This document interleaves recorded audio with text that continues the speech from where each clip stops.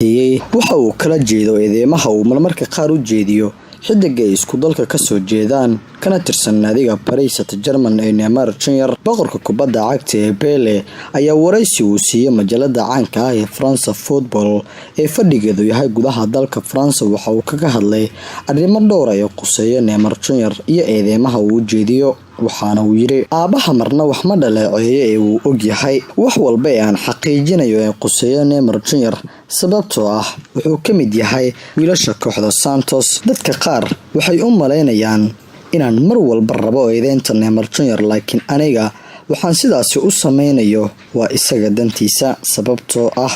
waxaan la doonayaa waxa ugu fiican isaga